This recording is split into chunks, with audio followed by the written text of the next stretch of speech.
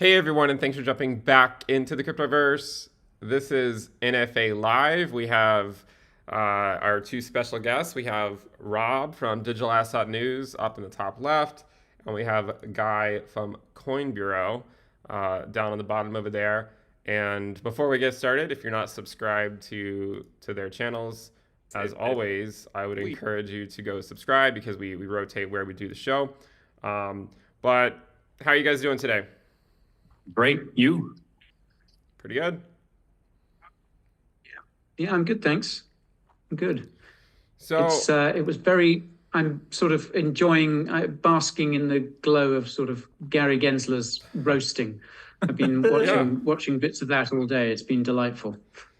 Yeah, well, of course we're gonna talk about some of that. We'll talk about the questions. Some of the questions he was unwilling to answer. We'll talk about kind of like a reflection on Ethereum post upgrade, right? There's always this uncertainty going into it, but now that the air is cleared, what do we see? I do want to talk a little bit about global net liquidity. After that, I saw Guy put out a video recently on commercial real estate that was interesting, so we'll touch on that. I also know Rob is a lot more knowledgeable about the real estate sector than I am, so it's always good to get his view as well. And then the last thing I'd like to talk about is the unemployment and stuff. Kind of seems like we're seeing tons of people get laid off, and how that's ultimately going to affect things. But let's go ahead and jump in. Guy, I want to start with you first on the first question. People probably watched the Gary Gensler getting questioned not too long ago. And he was asked some very specific questions, and it didn't really seem like he was willing to give an answer. And I'm curious, why do you think he was unwilling to just simply flat out answer, is Ethereum a security? But more so, the main question is, do you think that the SEC is looking to treat all cryptocurrencies except maybe Bitcoin as securities? I think, you've got to hand it to Gary in one respect. I think he's become a master of, I guess, the politician's answer, hasn't he? Yeah. Without sort of saying one thing or another. And I mean, I was watching that particular bit, and my best guess is regarding, ETH and its security status or not security status. I reckon if he gives an answer one way or the other, then all that does is kind of lead him down a path, which him and the SEC down a path, which I guess it's kind of difficult to backtrack on. So, for instance, if he says, yes, we believe ETH to be a security, then surely the next question is, well, okay, why aren't you bringing legal action against whoever it is, the Ethereum Foundation or Vitalik or, whoever, why aren't you acting on it?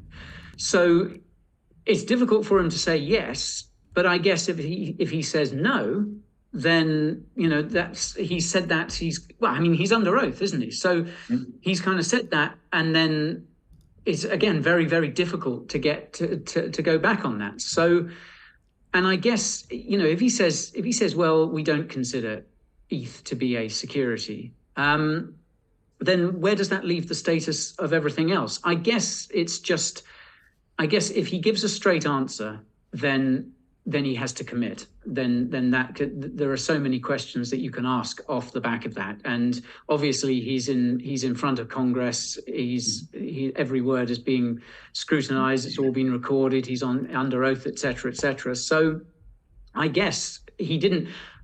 I won't say I have sympathy for him in that respect, because I don't. But I guess he was in a kind of tricky position whereby if he gave any sort of straight answer, then that was only going to cause sort of more trouble for him and open up kind of more questions and stuff. So where does the SEC go from here? What's next? And are they going to go after every altcoin as a security?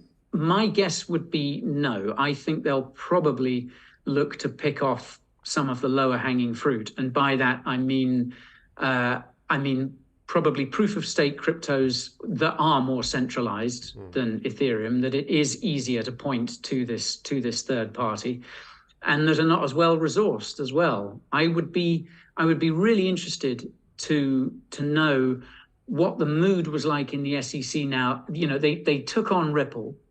Were they anticipating such a long and no doubt extremely expensive battle?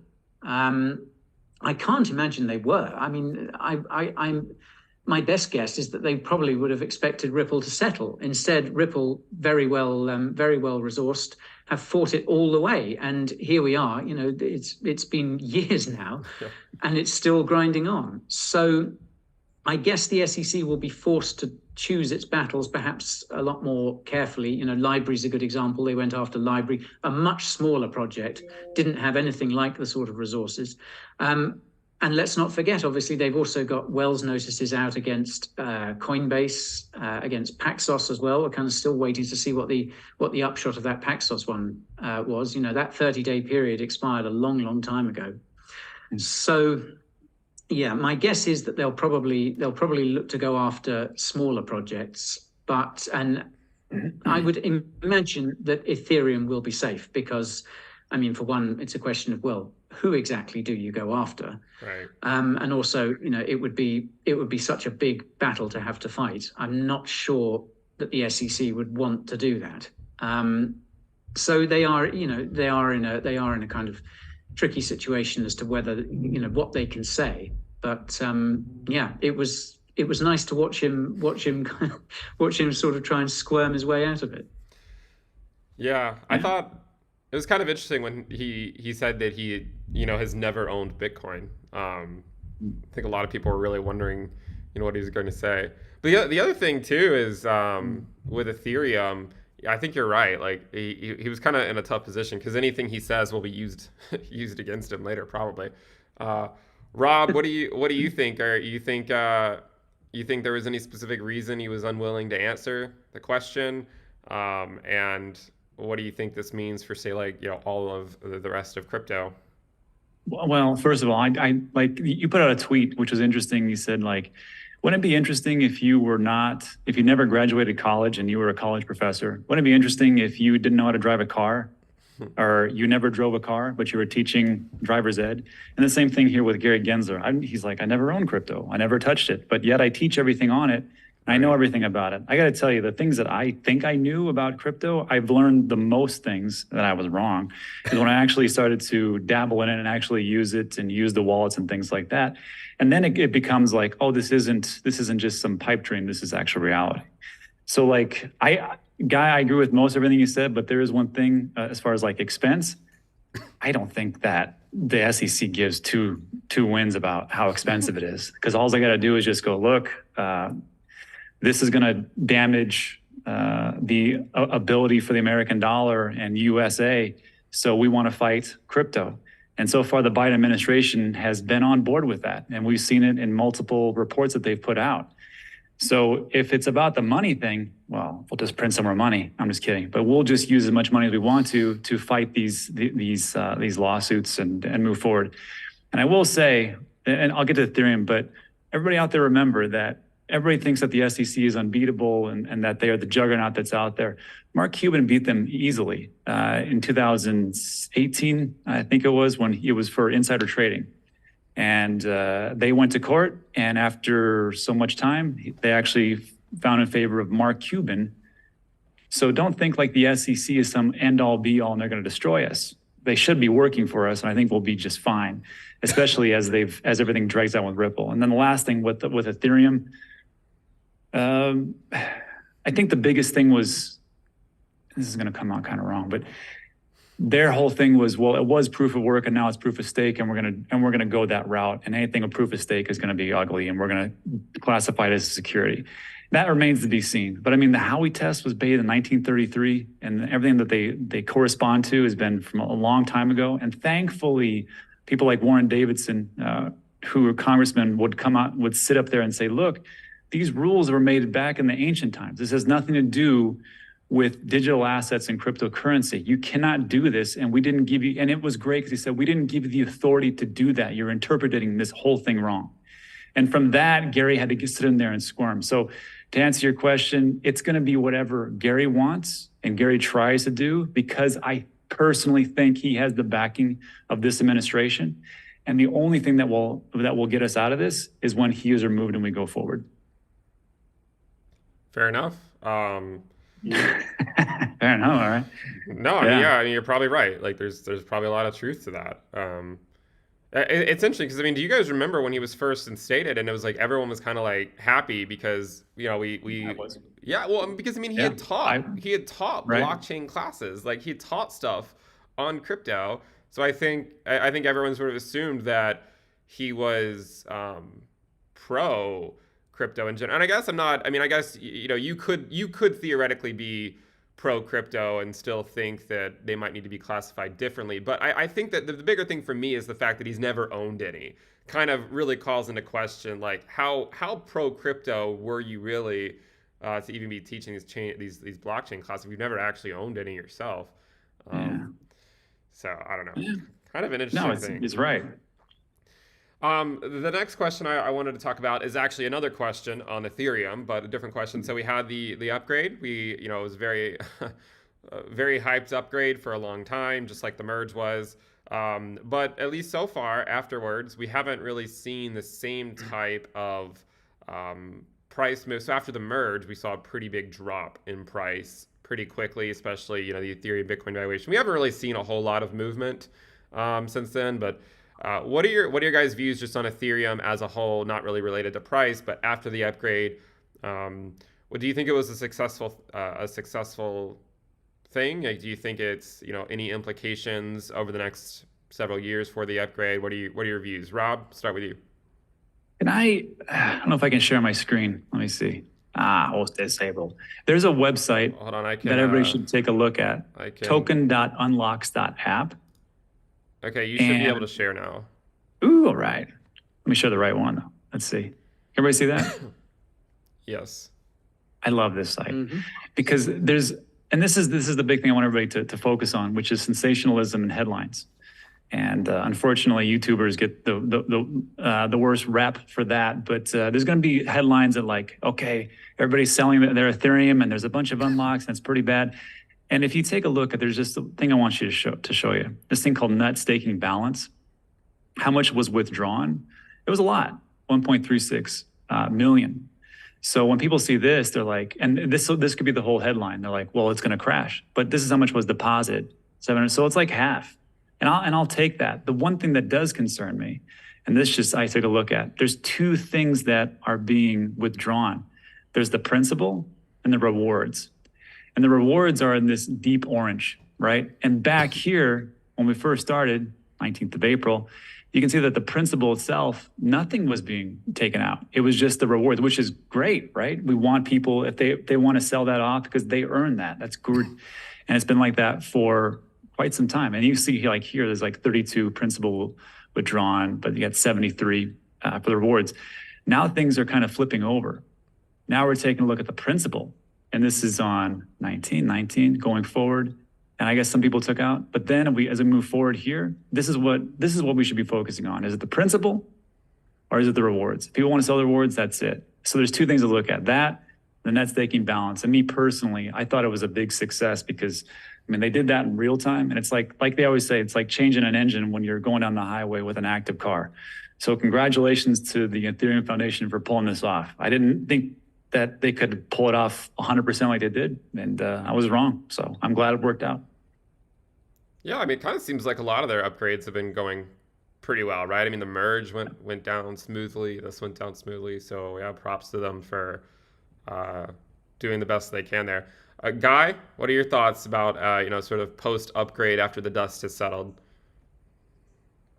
Yeah, I think picking up on what you were saying about the merge. Obviously, the merge was the big one, and there was so much tension before that. Like, would they be able to pull it off? And sure enough, they did. And the same with this latest upgrade. It went off without a hitch. And I wonder now whether, kind of post-merge, all this a successful upgrade sort of, it just kind of gets priced in. And the event itself turns out to be a big nothing burger because these guys really know what they're doing now. So I think that's something to maybe bear in mind for future upgrades. You've just got to. It seems like if you don't really trust the Ethereum devs to pull these sorts of things off anymore, you're very, very cynical. So yeah, it was a very successful upgrade, and I think anecdotally, interestingly enough, concerning those withdrawals, I've been having text message conversations with a couple of people I know who are validators. And both of them said that they initially withdrew their stake, withdrew their 32 ETH in order to check that they could do it, because they wanted to make sure that that was indeed possible. And both of them have restaked and, in fact, given rewards. They've also restaked their rewards and other ETH that they've accumulated before that. So, and actually have increased the number of nodes that they're running, which I think is really interesting. So, and of course it ties in, this is something I didn't really consider very much before the event itself, but if you're a validator, if you're running a validator node on Ethereum, yourself, without doing it through a third party like Lido or Rocket Pool or one of the exchanges or whatever, then that means you're most likely a pretty hardcore Ethereum believer. You've been content to have this ETH locked up for a very long time. So why would you? I guess some of them will have bills to pay, so that's always something to consider. But if you're a hardcore believer, why would you choose to unstake and sell now? I mean, you presumably believe that Ethereum is only going to become bigger and stronger and ETH only more valuable over time. So it would seem a little counterproductive to use this as an opportunity to sort of exit most of your stake, unless, of course, as I say, you have bills to pay. So yeah, but obviously a successful upgrade. ETH has dipped along with the rest of the market in the last day or so. And we've got more kind of withdrawals to come. I think we're still waiting for is it Kraken and Coinbase to begin unstaking. Withdrawals from Lido, I think, begin in May. So I think we will see some downward pressure, some sell pressure, on ETH for a time. But yeah, I don't think it's anything to worry about in the longer term. And it's just another proof that this network, this huge sort of sprawling project, seems to have a very competent team behind it, and it's just going from strength to strength. And now I think we're looking forward to the next upgrade. I think that's Cancun or something, which I think is Q4 this year, and that's when we're going to get things like proto dank sharding and all these other wonderfully named things to come. So yeah, it just makes me more optimistic, really. Okay, a bit of sell pressure in the perhaps short to medium term. Well, if it dips, that's a great opportunity, I think. Not financial advice. The title of the show, right? That's right. I think those were great answers. What do you? So I think sort of switching gears to some degree, because I don't want to spend the whole time talking about Ethereum. But you're right. You're right. Actually, I think you said last time we were on here is that it's probably going to be, a bit of a nothing burger. And Ethereum has dipped down somewhat recently, but so has the rest of the market. So it's more so like the market risk, I think. What do you? One thing, can I add one thing, Ben, just before you go on? I think someone pointed out to me yesterday, I think it was, obviously a lot of the talk around staked ETH has been, will institutions now take this as an opportunity to go, okay, ETH staking, this is pretty legit, this is nice passive income. Someone pointed out to me that at the moment, institutions can earn more on US bonds, can earn a better yield on bonds, treasury bills, than they can on ETH. Now, if that changes, if interest rates fall and the yield on bonds goes down, then that could change. So perhaps this idea of ETH staking by institutions, we may not see that quite yet, but I think that could come in the future. Anyway, sorry, that was just something I wanted I'm glad to, you said that, 'cause that's actually something I've said a lot for the last like 6 to 12 months is basically, and this is why I've been so bearish on like the Ethereum Bitcoin valuation, is because I think that the bull case for the staking models right now is not as strong as it was in 2020 and 2021 when interest rates were basically zero, right? Like if you wanted to earn yield, crypto was the place to go do it. But Sure. I mean, even Apple, now you can go, even Apple just recently opened up, 4% savings accounts, right? So, I mean, I think the point is that the bull case, we can see it in the future when interest rates inevitably come back down, which they will. But as long as rates remain high, I think there's going to be some people that who maybe would have, gone to stake with ETH that are just like, well, why don't I just buy, a T-bill or something like that I don't have to worry about, the crypto risk and the regulatory risk and all this stuff and still earn a decent return. It's nothing against Ethereum. It's just, hey, the macro conditions have changed. In a year or so, they'll probably change back in Ethereum's favor. But yeah, I think that was a good point. The next thing I wanted to talk about is and I'm actually going to make a video on this soon, but I wanted to know if you guys had any thoughts on global net liquidity.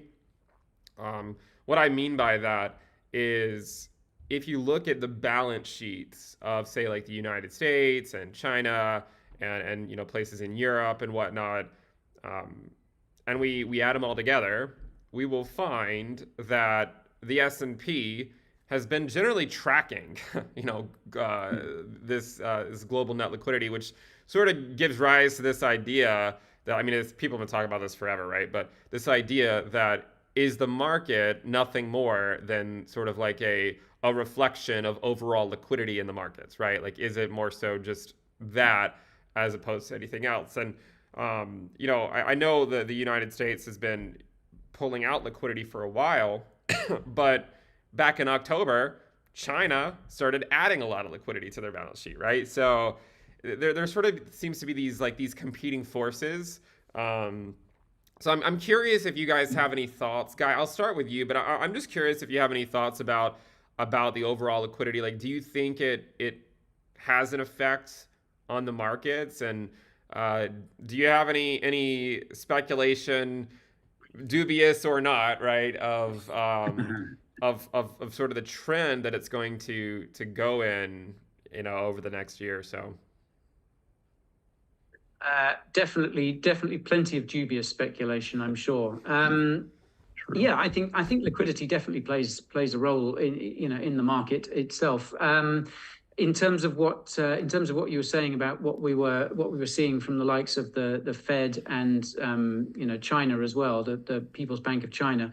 Yeah, there certainly seems to be a lot of liquidity being sucked out of the system. I'm interested to see what the likes, because obviously the world is a lot bigger than the USA and China. I'm interested to see what the likes of the Bank of Japan might be doing. The BOJ, I think they've obviously been buying back bonds recently and kind of pumping liquidity into the system, as trying to control the yield curve. So I think I'd be interested to see what if we're going to see kind of more liquidity being pumped in from elsewhere, even if the likes of the Fed seem to be pulling it out.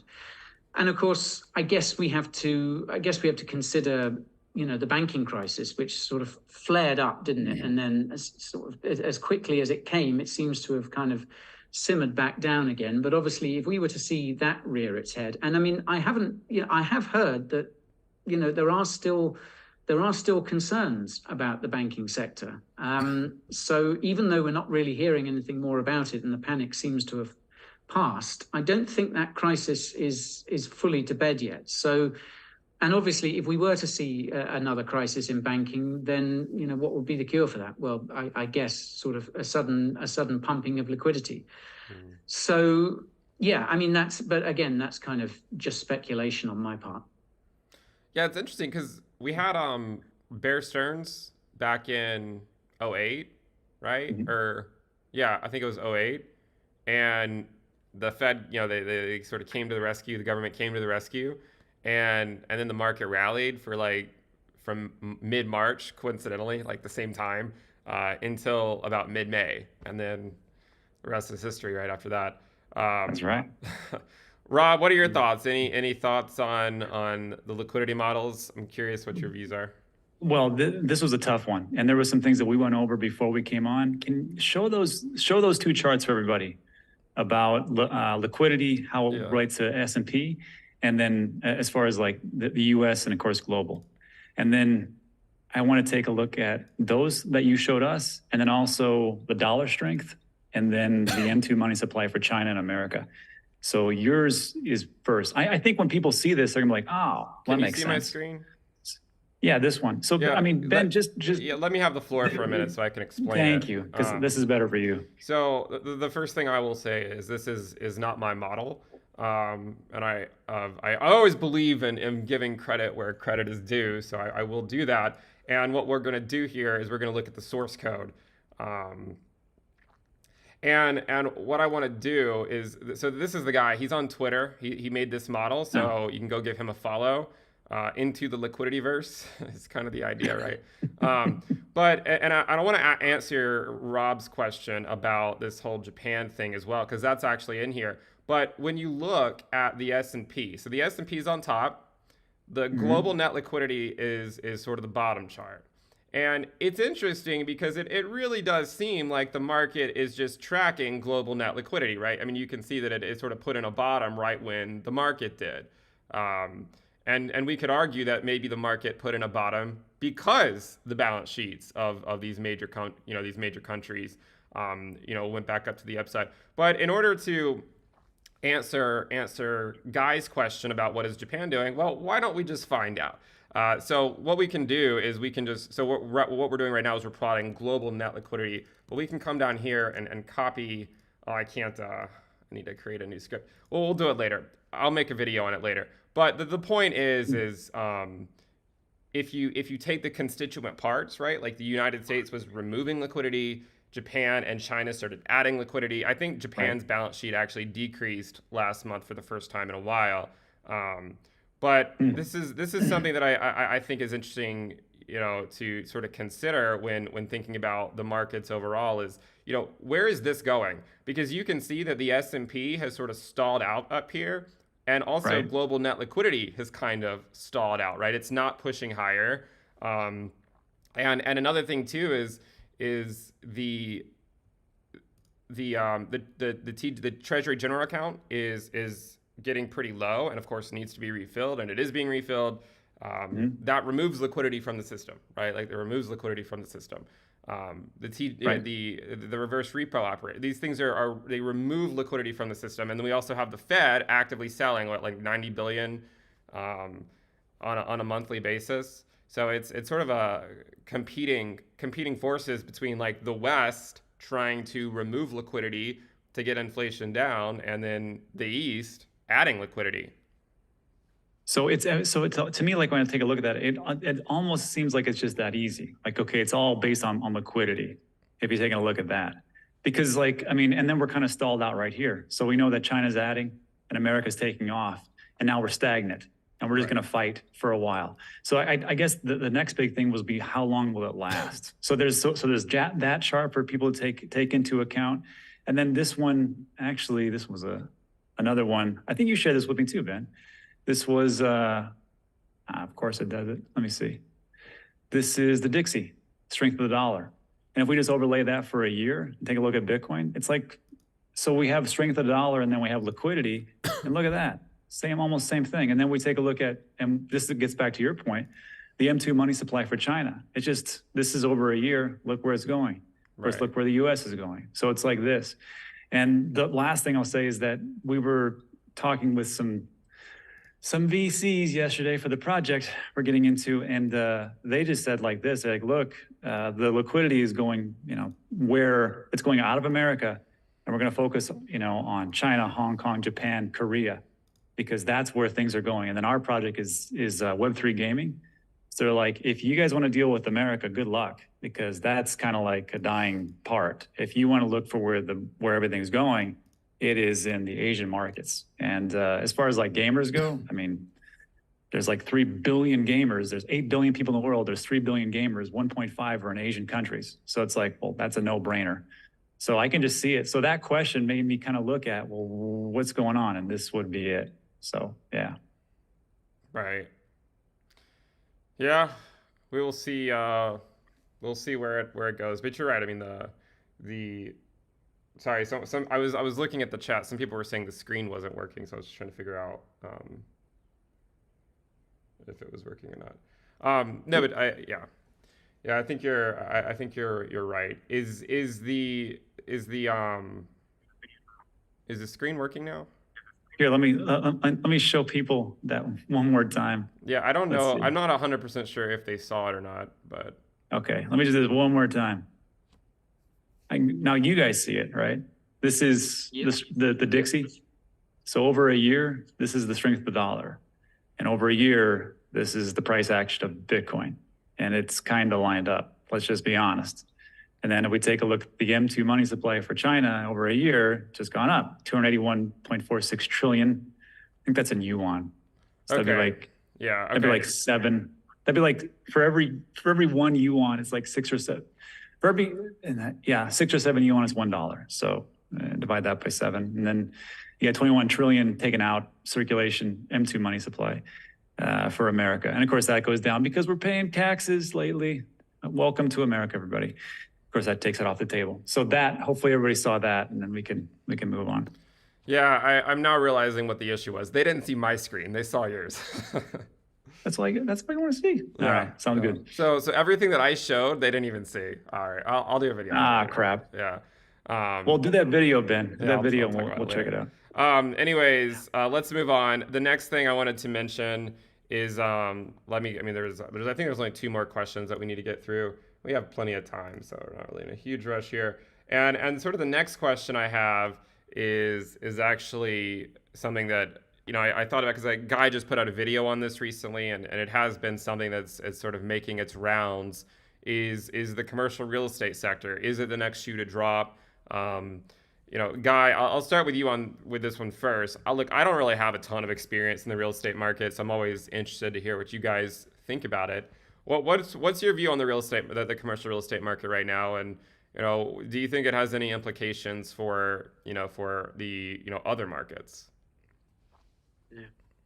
In terms of is it the next shoe to drop? I mean, I think of all the shoes, it's definitely kind of seems to be the most wobbly at the moment.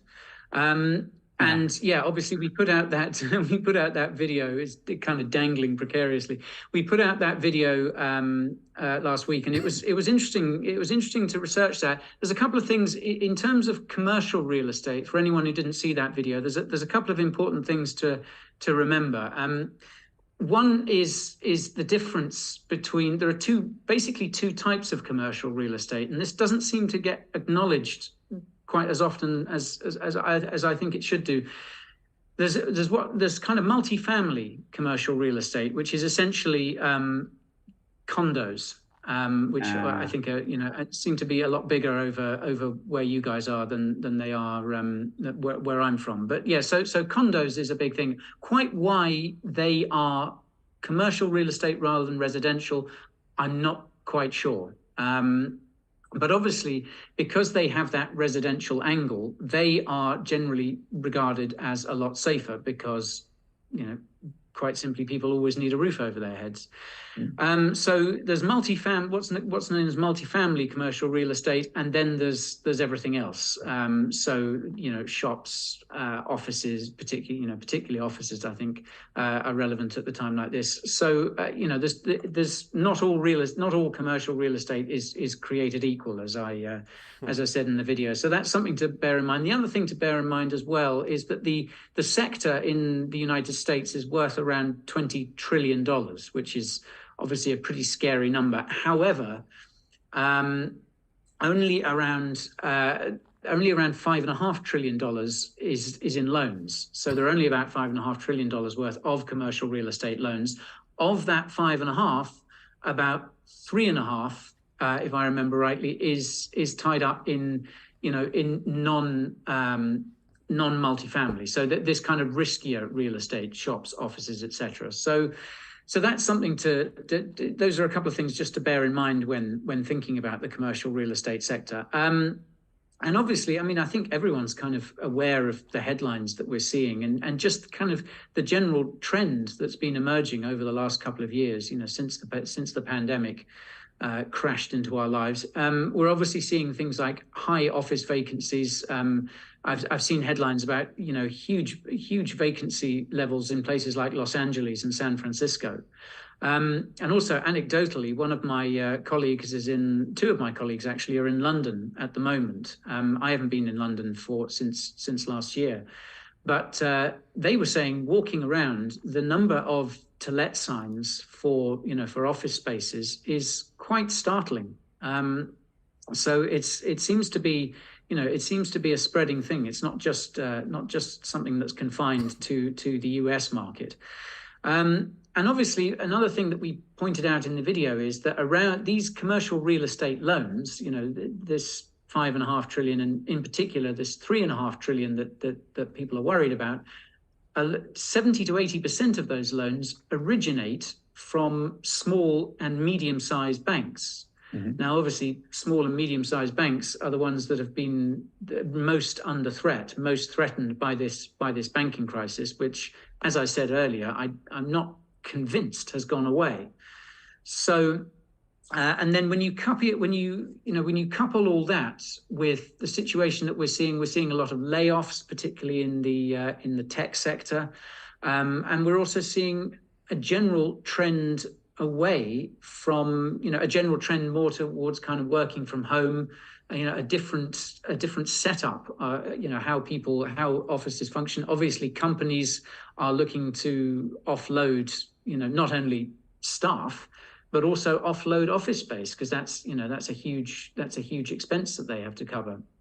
And if they have more people working from home and fewer employees overall, that's a no-brainer for them. So yeah, I think there is a definite danger from that sector. And something else that we kind of came across when we were researching that video was that this idea of, okay, you've got, let's say you own an office building, and you think, well, okay, this isn't looking great. I haven't got full occupancy. Rates are going up, so it's becoming much harder to refinance loans, and it's becoming much harder to get new loans. So that's also weighing on the sector. But in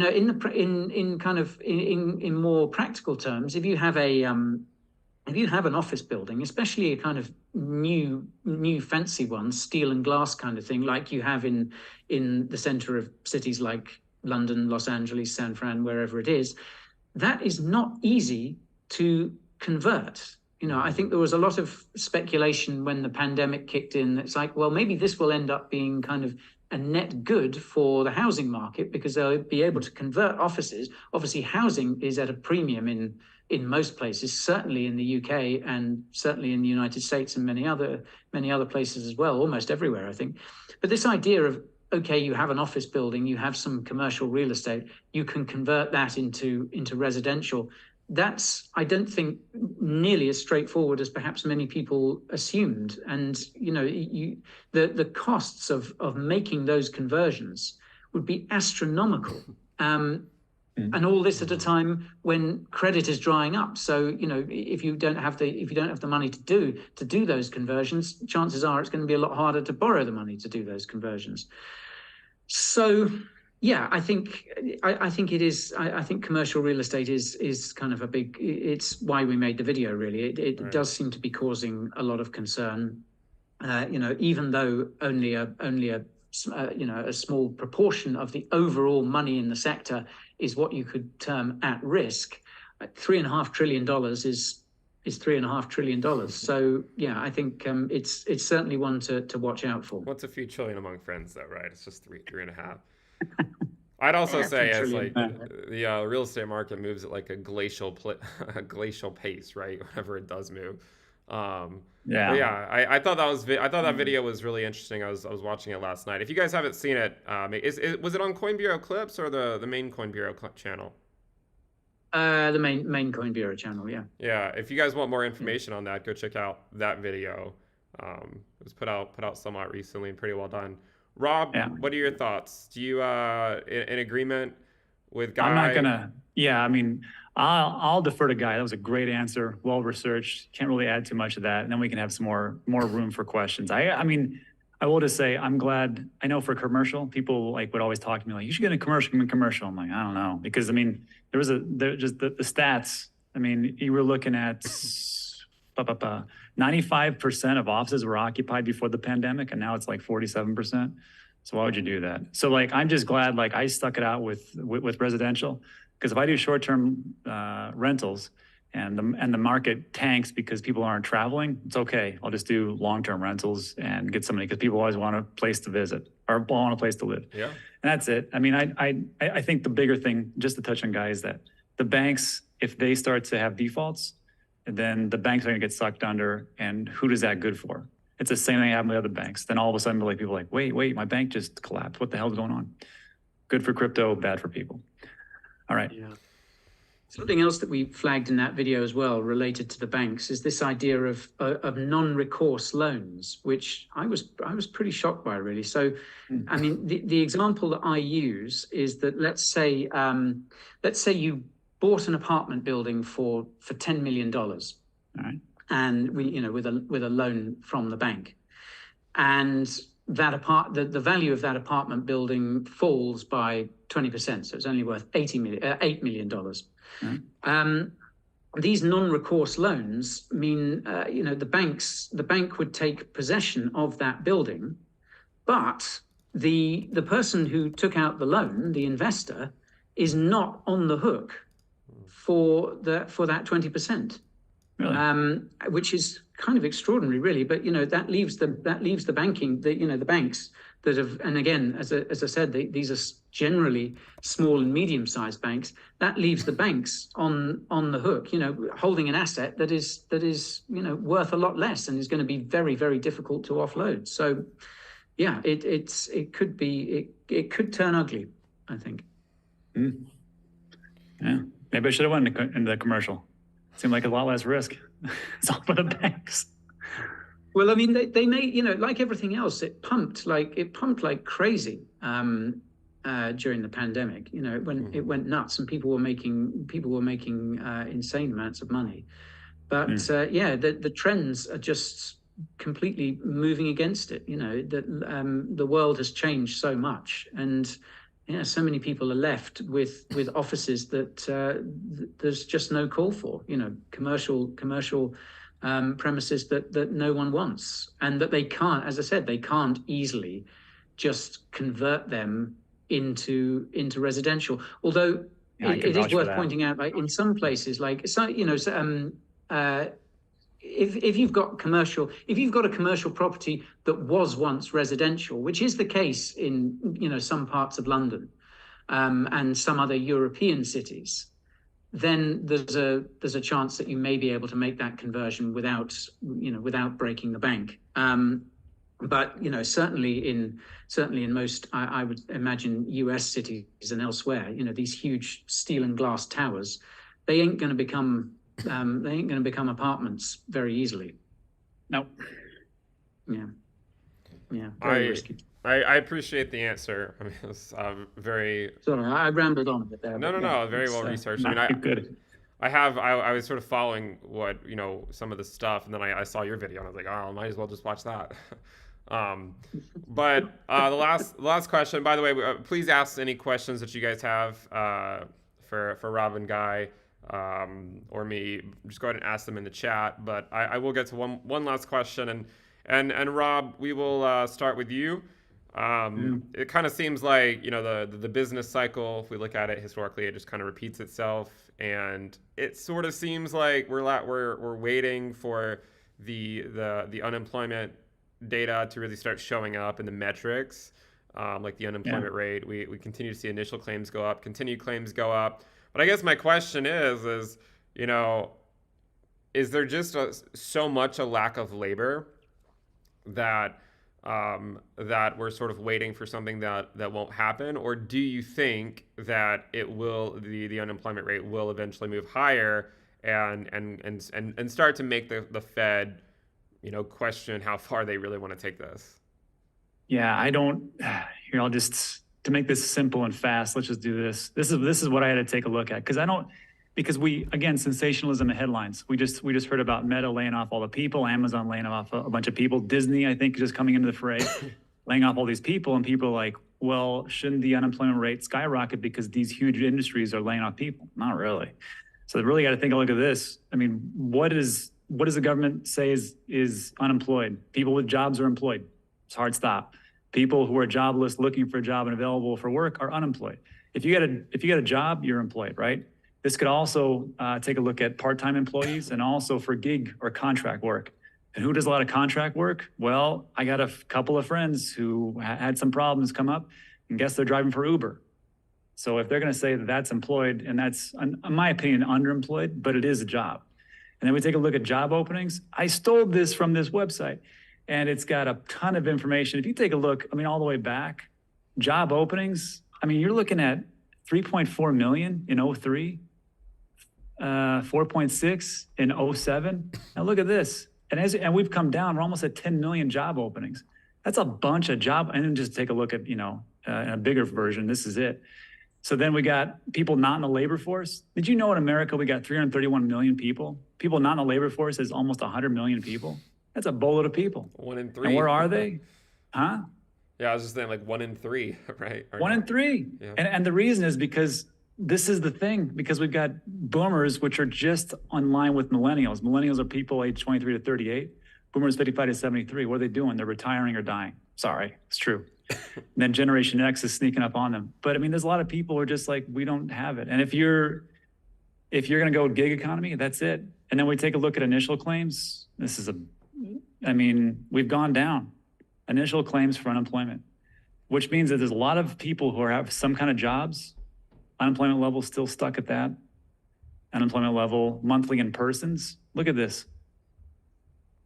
We're still roughly the same as where we were flatline before. So if people are going to say, well, it's, we're going to start to see unemployment rate go up. I'm like, I don't know if the labor force is actually there to do that, because if we're going to have so many job openings and people can have gig or contract work, the unemployment rate's not going to go up anytime, exponentially. I could be wrong, but this is just the data that I see. So I know that that's what Jerome Powell's waiting for. I don't know what's going to happen anytime soon, because I think we're down. I think we just decreased from 3.6 to 3.5% or something like that.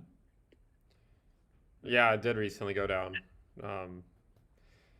Yeah, we'll see. It's been a long journey for the unemployment rate. It is very much the most lagging indicator, I think. So by the time it moves, which who knows, right? Who knows when that'll be? I mean, it could probably beyond when anyone thinks, but. Right. Guy, what's your view on sort of the unemployment? Because we see the headlines. I assume there's similar headlines that you'll find throughout the world, various places. But what's your view? Yeah, I think in terms of the figure you were talking about, I think it's 3.5% at the moment, and I think the Fed is projecting that unemployment will go to 4.5%. And that's interesting because, and I guess a 1% increase in the unemployment rate, historically, that's always resulted in a recession. Now, obviously, history rhymes; it doesn't repeat. But I think it's worth bearing in mind. And if we get a recession, then unemployment will, you would think, go up, because job losses are a symptom of a recession, not a cause of it. But again, I think this idea, and it ties into what we were talking about in regards to commercial real estate as well. Post-pandemic, everything just seems to have changed so dramatically. The nature of work is changing. Rob was talking about gig economy. People, a huge part of that's such a big way that so many people earn money these days. And then things like working from home, people working fewer hours. So I think these figures are probably not entirely reflective of what is going on.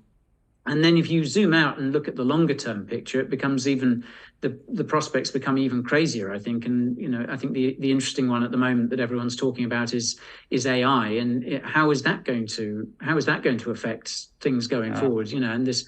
Again, I think I flagged this up before. This fascinating thing of AI was originally assumed that it was going to come in and just make all blue collar workers redundant, and now it's come in and apparently going to make all white collar workers redundant instead, which I think is fascinating. So I think that the picture, I think, is very fuzzy, is not quite as clear as I think the statistics would suggest.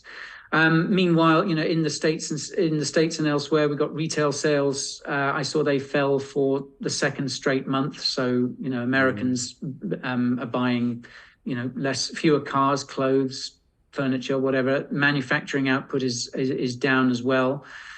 So, and one other thing I wanted to point out that someone pointed out to me recently as well. We've seen a lot of layoffs in the tech sector. They seem to be the ones that grab the headlines. And Ben, you referred to them a few minutes ago. And yeah, Meta, I think, is about to lay off another 5,000, and Disney, as you say. Two things about the tech sector, and also the employers in general. They went on an absolute hiring binge. So, around 2021, Meta's workforce increased by 20% in 2021, which I thought was just extraordinary. So there seems to be a big clear out of people who perhaps were kind of doing jobs that were not really adding an awful lot. So I think that's something to bear in mind, and also the fact that when tech companies tend to lay people off, I think generally the severance packages are often quite generous. So that enables these people who have been laid off to, they don't necessarily have to go straight back out and into the job market. So again, we've got this kind of lag. So although we've seen all these tech company employees, fired recently, they may not show up as looking for work for a while yet. It seems like a lot of them will probably have a bit of runway. And yeah, as you pointed out, Rob, the unemployment rate, it only counts those people actively looking for work. So I think we could perhaps see an uptick as kind of more tech employees start looking for work maybe later on in the year. But again, that's speculation on my part, really. Yeah. When does the next unemployment report come out? Does anybody know? Probably not till early May, right? Or the one where we get the next figure, I think it's in because that would be very telling. Because unfortunately, people will celebrate if it goes up. May 5th. May 5th. Yeah. Oh yeah, we got a while to go. We just got initial claims and continued claims today. We get that on a weekly basis, and they're both going up. And I was looking at this on if you look at initial claims and continued claims, they tend to lead the unemployment rate. So they go up before the unemployment rate goes up. But yeah, who knows? I mean, Guy's right. I mean, these companies hired like mad in 2020 and 2021, and we've seen various stocks rally, like Meta rally, Netflix has rallied. I mean, Meta's been laying off tons of people. I mean, I think the market has generally viewed a lot of these layoffs as just like saving the company money.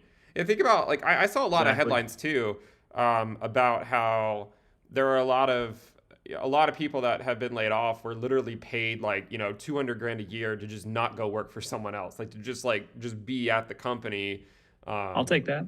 Yeah.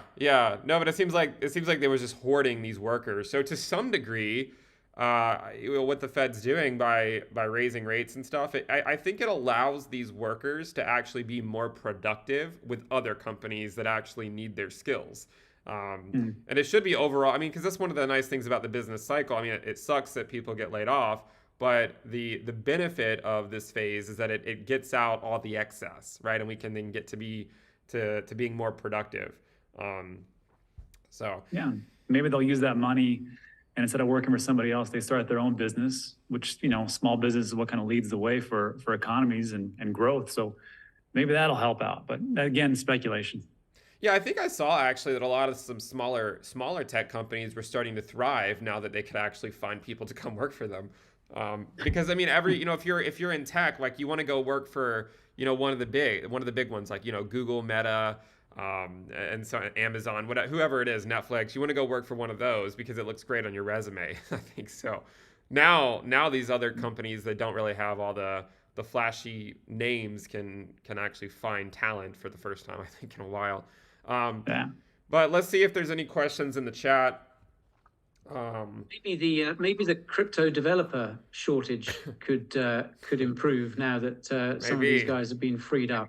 Have you just been laid off from Meta or something? Why not go into crypto? Now's the time. If you're watching, if you're wondering what to do. Yeah. I think, exactly. From what I hear, even like the crypto people, when their projects collapse, the developers are going into AI because that's the next big thing. By the way, the AI, it'd be interesting if I've thought about this potential scenario, which could be a scary potential outcome. Is the Fed's doing all this stuff, right, and it's taking forever for the effects to be felt with the unemployment rate, and we know that Powell wants to see the labor market loosen up. But what happens if by the time it finally loosens up, like all these companies have now integrated AI, and then they start laying off tons of people because they don't need them anymore for some of these roles, and that could compound the effect and go much further than the Fed wants it to go. I don't know. It's just something to think about. I do think I think when we look back in 10 years, I think we're gonna say we were right on the sort of the cusp of this AI revolution. But we're still in the early days right now. I think they're still figuring. I think there's still some bugs and issues that are still being. I like it when you ask it a question sometimes and it's confident, but it's wrong, but it's still confident about it. It doesn't happen that often, but it sometimes happens. It's still. You have to fire back as well. If they give you a wrong answer, you have to go, no, that's wrong. Right. So it still does take some expertise. Like you still have to have some knowledge of what you were doing. Did you guys see the I don't know if it was real, but it was like the homework assignment that the kids submitted, and as people are like, well, how are we going to figure out Chat GPT and people just writing their homework essays using Chat GPT, and the I guess the kid just copied the Chat GPT response for an essay, but the first 2 lines were like, as an AI model, I cannot do this. But he forgot to remove that part of it. I thought it was funny, but and it might Kids, not even. You've got to get the basics right. If you're gonna cheat on your homework, you've got to get the easy part done. Yeah. Don't forget to. Well, let's see. Do we have any questions? I didn't really see. Honestly, I didn't really see a lot of questions. There's one that Gabriel brought up again. Sell in May and go away. Oh yeah. I wonder how that keeps playing in my head because we keep hearing the FOMC minutes. They're talking about a mild recession, whatever that's going to mean, in Q3, Q4. Wouldn't that be the ultimate if it really does play out like that? People just sell in May, which that's what a lot of the traditional markets will do. And they time it perfectly, and we hit a recession, everything crashes. I'm not saying that's what's going to happen, but it's interesting to think about. Yeah, that is potential outcome. I mean, well, Bitcoin right now is at almost 29K, 28.8. I'm waiting to see if it puts in a new high here, because if it can't, it's funny because the peak or at least the first peak in 2021 was on April 14th, and so far. That's when this high has occurred as well. At 31K was on April 14th. So I'm just kind of seeing is it going to play out in a similar fashion, or are we gonna push higher once more? But I think you guys are. I think Rob, you've been mentioning this for a while, right? The sell in May and go away. I know you've been talking about that for months. Because it keeps playing in my head, and I'm like, maybe I should. But then I'm like, this is what'll happen if I sell, then of course the market rallies. And if I don't sell, of course, it'll go down. That's usually how it all works. So maybe I'll just take a look at more indicators and just wait. Because I think, everything kind of leading up to the halving in 2024 and 2025 might be the bad one. So who knows? Yeah, I feel like the pre-halving years. Just make sure that you let us know what you're going to do, Rob. So right. Yeah, if you could advertise that for us, please. Do the inverse Rob. The inverse Rob, inverse Kramer, and everybody will be rich. That's what happens. Yeah, I think we'll see. We'll see if you're right on the sell and May and go. I think there is some merit to the idea. But we will see. Yeah. We'll see. Let's see. Any other questions? Maybe one more question, and then we should get going. Yeah, someone just asking about the sell in May and go away. Thoughts on Pepe coin? I heard that somebody made like they invested like $2,300 and they made like 2 million or something like that. I will just say, I mean, this should go without saying, right? But if you go into a coin like that now, after all the hype, like you're just asking for trouble. You really are. I'll just leave it at that. Yeah. Have fun, degenerates. Yeah, have fun. Exactly. By the way, Rob, I will point out that when you shared your screen, I saw there was a little tab that said degen sheet. Yeah, that's my degen sheet. So that's all my degen plays. Yeah.